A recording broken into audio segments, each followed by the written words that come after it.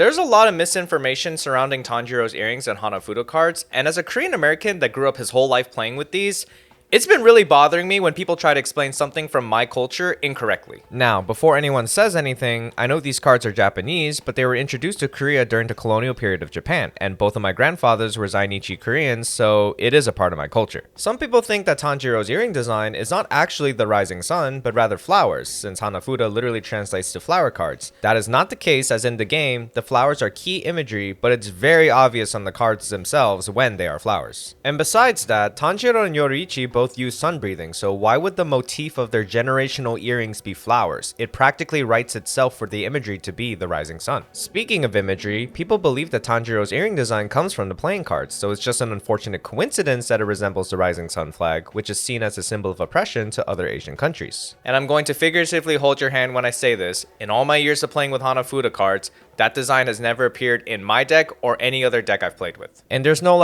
ancient version of these cards that could have been used for the design either. It's been pretty consistent since its inception, much like bicycle playing cards. And the worst part is, calling these earrings Hanafuda earrings in the first place, as Muzan says in the dub of Demon Slayer, is a mistranslation, and it is by far my least favorite because of how much misinformation has stemmed from it. In the original Japanese, Muzan simply says, ano mimi kazari, which just means those earrings. There's no mention of Hanafuda whatsoever in that line, and I don't know who translated it that way for the dub, but that is a crazy mistake to make. Bottom line, it was a deliberate decision for Tanjiro's earrings to have a symbol that was used by colonial Japan. I've mentioned before in my Demon Slayer nationalism video that the symbol was used historically for other purposes too, like in art, but in a modern context when this anime was made, they chose to use a symbol that carries a lot of weight to people from Korea, China, the Philippines, and more. And like I said before, regardless of the intention, it still has a profound effect as seen by how the Sanseito Party, the alt-right nationalists of Japan, try to co-opt Demon Slayer to push their agenda. I'm just getting tired of every time I bring this up, someone trying to downplay the nationalistic imagery by saying, it came from a card game by the way, when I've, again,